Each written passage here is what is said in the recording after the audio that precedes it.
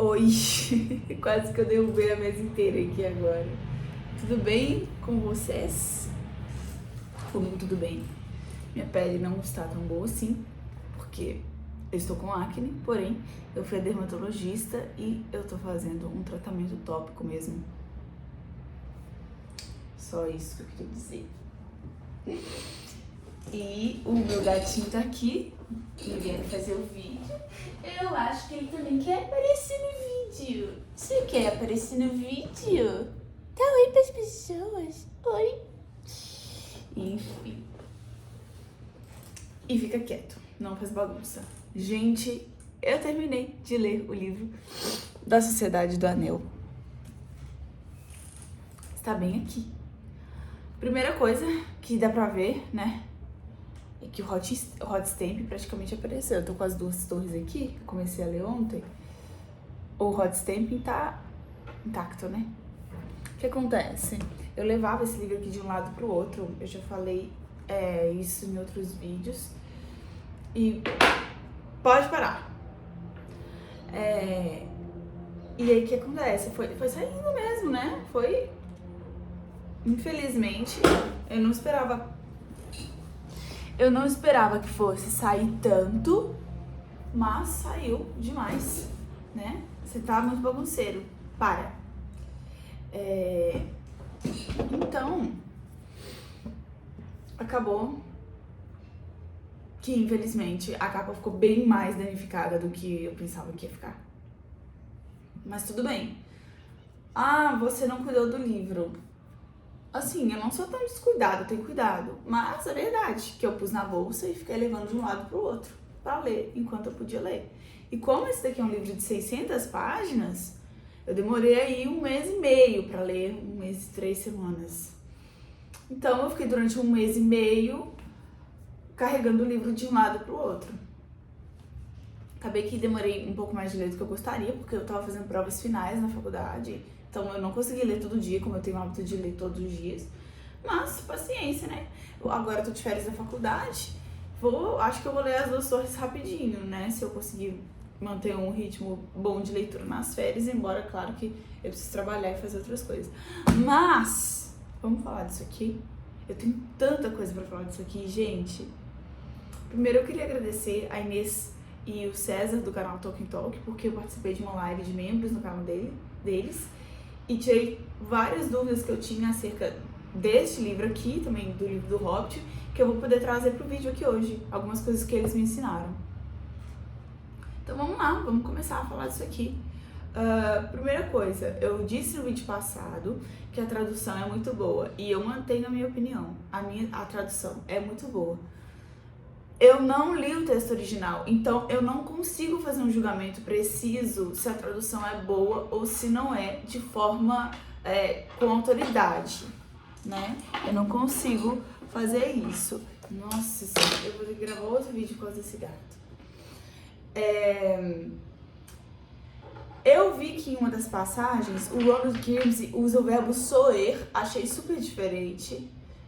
Um ponto muito positivo dessa tradução é justamente o fato de que ele estudou muito botânica, estudou muito geografia e estudou náutica, porque várias palavras de vocabulário muito específico dessa área aparecem aqui. E direto eu tinha que pesquisar no Google a parte do barco que os personagens estavam pegando, porque os nomes são bem técnicos mesmo. Então parabéns pro Ronald nesse quesito. Uma coisa que eu esqueci de falar no vídeo passado é que o calendário e as constelações, no capítulo do Pônei Empinado, no calendário e as constelações, a gente consegue visualizar que são os mesmos do nosso planeta. E eu já tinha visualizado isso, só que eu acabei esquecendo de falar no livro 1, na resenha do livro 1. Então, eu perguntei ao César e à Inês nessa live que eu mencionei pra vocês e eles disseram que, na realidade, o universo do Senhor dos Anéis, o Silmarillion, enfim, é na realidade um passado mítico da nossa Terra. É um passado mítico da nossa Terra, tá? Outra coisa, Eu acho que dos livros passados, eu acho que do que eu esqueci de mencionar foi só sobre isso mesmo. Então hoje, gente, nós vamos fazer aqui a resenha do livro 2. O livro da Sociedade do Anel é dividido em livro 1 e livro 2. O livro 2 começa na página 319 e vai até o final, aí na página 600 mais ou menos. Tá? Então o livro 1 tem aproximadamente 300 páginas, o livro 2 também tem aproximadamente 300 páginas, totalizando 600 páginas aqui para o livro da Sociedade do Anel. Eu não falei nos outros vídeos, nem na resenha do box, mas isso aqui eu acabei descobrindo que na realidade é a entrada para as Minas de Moria, ou de Moria, enfim, eu falo Moria. Se eu estiver errado, vocês podem me corrigir. O livro 2 começa quando os nossos personagens, os nossos protagonistas, estão em Valfenda. Durante o último capítulo, A Fuga para o Val, os Nazgûl, os espectros do Anel que seguiram os nossos hobbits durante o primeiro livro inteiro, eles são desmontados, porque um rio passa em cima deles e eles tomam um caldo, digamos assim, e por essa razão, eles são desmontados, tá? E ao longo da leitura do livro, principalmente quando eles estão em Valfenda, a gente tem mais contato com o élfico, embora a gente já tenha tido contato com o élfico antes, por meio do Glorfindel, e principalmente por meio dos elfos que estavam junto com Gildor Inglorion. Eu acho que é esse o nome do personagem. Gildor Inglorion, se eu estiver falando errado, me desculpe. E aí, a gente acaba descobrindo depois também, em outra terra élfica que se chama Lothlórien, mais pro final do livro, que na realidade tem um idioma que todo mundo fala, que chama o Westron, que é a língua comum, e existem também aí variações de élfico. Então o Tolkien criou uma linguagem geral para todo mundo na Terra-média, criou variações de élfico também, e na tradução do Ronald Kinsey, a fala dos homens de Gondor, a fala dos elfos e a fala dos hobbits são diferentes. E como que o Ronald Kinsey faz para trazer isso para cá? É o seguinte: os elfos, eles falam na segunda pessoa do plural, ou seja, vós. Talvez seja a forma aí, o César e a Inês me falaram que é a forma que eles têm de mostrar que são seres antigos, já que eles falam da maneira que se falava há 3, 4 mil anos atrás, né? Então, essa questão da linguagem eu achei muito interessante.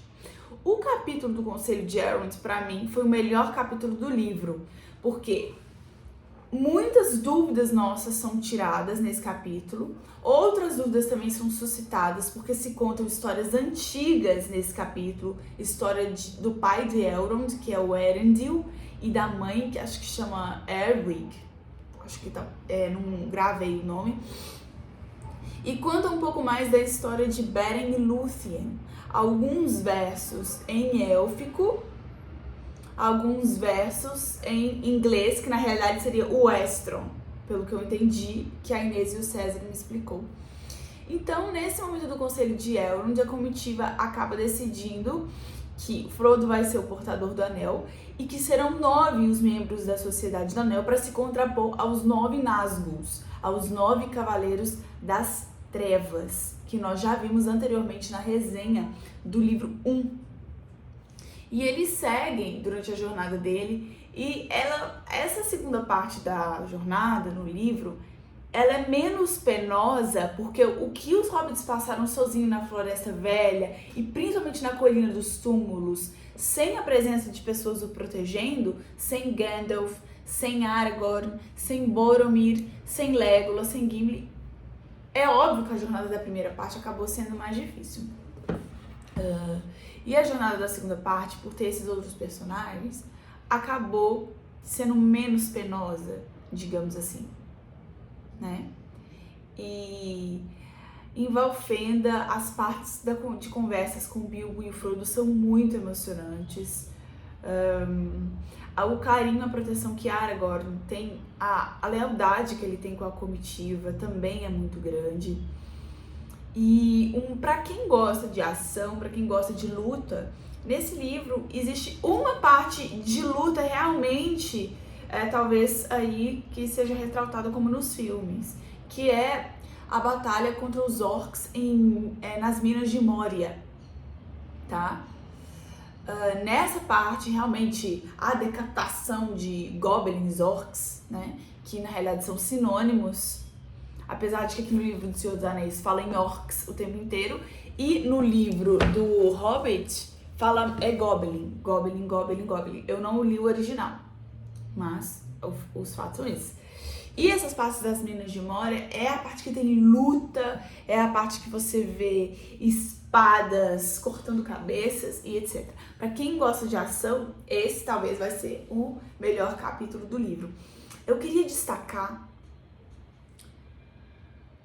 no livro, a gente tem várias canções tristes, lamentos, que são escritas em verso pelo Tolkien.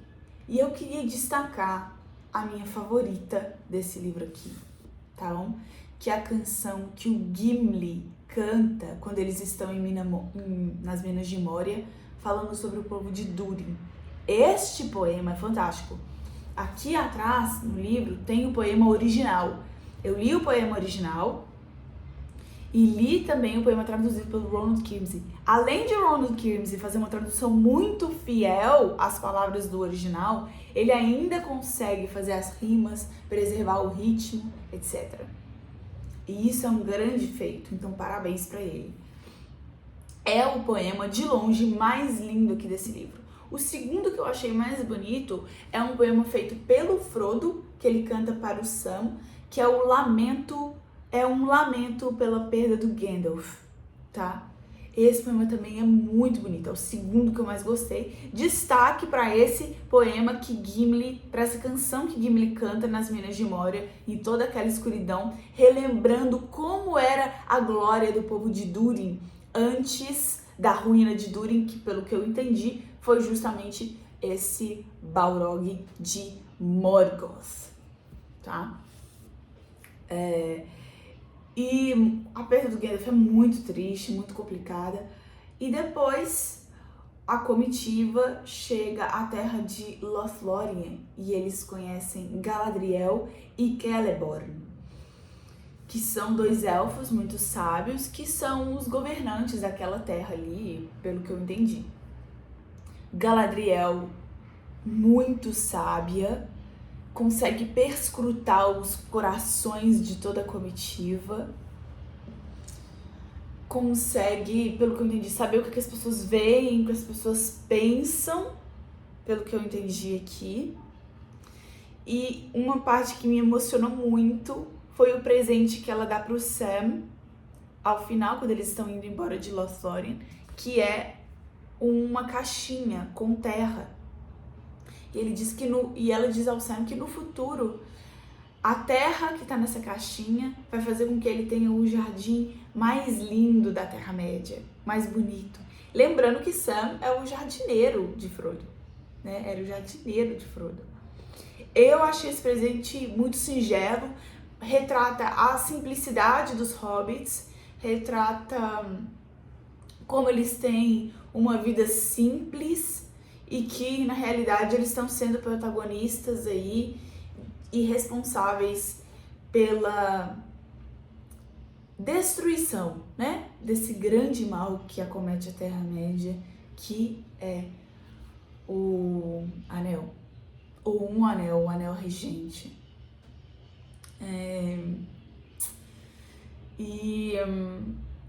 Por fim, no livro, a comitiva acaba entrando no Grande Rio, no Anduin, que também é uma parte bem sombria da jornada, ao passo que nessa etapa também se vê muitos montes, muitos picos de coisas de ruína, não vou dizer ruínas, mas de estruturas que foram construídas antigamente no reino, que falam sobre o reino de Gondor.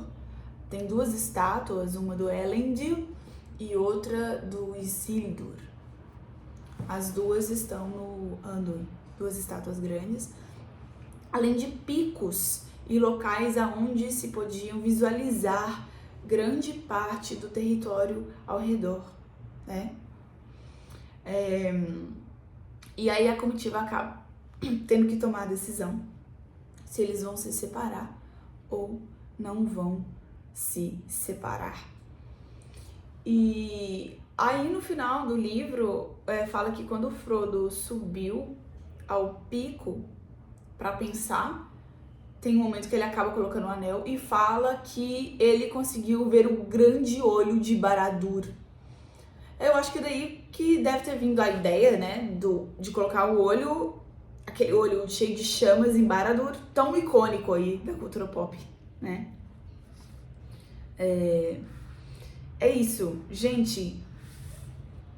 Muito sensacional, muito maravilhoso e sou muito feliz por ter lido isso aqui. Eu já comecei a ler As Duas Torres, eu tô no 2º capítulo ainda, comecei a ler ontem. Sou muito grata por ter lido isso aqui. O tempo todo eu fui acompanhando o mapa e tem algumas coisas, algumas estruturas, alguns picos que não tem no mapa, por eles serem muito pequenos, mas que a gente sabe mais ou menos onde fica, sabe? Os picos, aqueles de observação que eu comentei que o Frodo subiu e um deles para observar, ele não tá escrito aqui no mapa, mas a gente sabe que provavelmente fica aqui em Emyn-Muil. A gente não sabe exatamente qual é o pico. Mas, como eu adquiri esse livro aqui, o Atlas da Terra-média, eu consigo visualizar coisas que eu não visualizaria só com os mapas dos livros. Então, foi uma aquisição muito bacana isso aqui. Eu fiz um vídeo falando um pouquinho sobre as primeiras impressões aí que eu tive desse Atlas. E para quem tem dificuldade de visualizar, para quem gosta de saber detalhes do ambiente, eu acho que esse Atlas aqui é um prato cheio. Na minha visão, é impossível ler Tolkien sem se importar com a geografia, com o ambiente no qual os personagens estão inseridos, tá? Se a pessoa não quiser saber disso, quiser saber só da história, talvez os filmes sejam mais interessantes. Mas eu acho essencial para quem quer ler Tolkien, conhecer a obra de Tolkien, conhecer o Legendário, o universo do Senhor dos Anéis, é indispensável o interesse na geografia, no ambiente, enfim. É isso. Muito feliz por ter lido essa obra, muito feliz por ter terminado aí a Sociedade do Anel. E, gente, é isso que eu tenho pra dizer, tá? Já iniciei As Duas Torres. Eu vou fazer... eu já falei no vídeo passado, eu não li o prefácio e não li as notas. Eu vou fazer um vídeo, quando eu terminar de ler O Retorno do Rei, eu vou fazer um vídeo só com o prefácio e só com as notas. Daí a gente vai acabar botando todos os livros. Então, nós finalizamos aqui a resenha do livro 1 e a resenha do livro 2 da Sociedade do Anel. Eu vou seguir nas Duas Torres, vou fazer a resenha do livro 1, do livro 3 e do livro 4, que estão aqui nas Duas Torres, e vou fazer resenha do livro 5 e do livro 6, do Retorno do Rei, tá?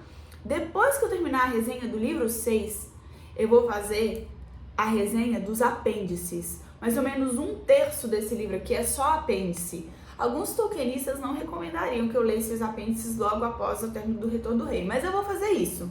Porque eu acho que se Tolkien escreveu no final, é para as pessoas lerem no final do Retorno do Rei. Ele queria que fosse assim. É difícil, vai ser mais difícil. Paciência. Nada na vida a gente vai deixar de fazer porque é difícil. Então vamos lá. Eu vou fazer a resenha dos apêndices quando eu terminar o livro 6. Depois que eu fizer a resenha dos apêndices, eu vou fazer outra resenha falando das notas e do prefácio, notas de todos os livros e o prefácio da obra. Pra finalizar O Senhor dos Anéis, depois eu vou ler o Silmarillion, tá? É isso, gente. Espero que tenham gostado dessa resenha. Até a próxima. E eu queria dizer que o salto que o livro 1 dá para o livro 2 é muito grande no sentido de que a gente começa a compreender mais os personagens, a compreender mais o funcionamento do anel em si e como que vai fluir a história a partir daí, né? É muito grande o salto. E dizem que o Senhor dos Anéis é o primeiro desafio de quem vai ler o Legendário, porque o Hobbit é um livro muito tranquilo, tem resenha dele aqui no canal. E muitas pessoas acabam tomando porrada, e o Senhor dos Anéis acabam não conseguindo ler. Eu acho que o desafio da geografia é um dos maiores deles, segundo o que as pessoas me contaram. Mas eu acho que quem vence esse desafio pelo interesse é tranquilo. O Silmarillion dizem que é mais difícil ainda, mas o Silmarillion é a razão pela qual eu comecei a ler os livros do Tolkien. Então, pra mim, eu acho que vai ser o melhor livro do Tolkien. Vai ser o Silmarillion, pra mim, vai ser aí a obra-prima, apesar de O Senhor dos Anéis ser considerada a obra-prima, né? Então, gente, é assim que a gente vai funcionar. É isso, tá? Eu espero que tenham gostado dessa resenha e até a próxima. Tá sendo um prazer ler estes livros. Estou muito feliz mesmo por estar conhecendo aí, iniciando a conhecer esse universo tão enorme do Tolkien. Obrigada, até a próxima.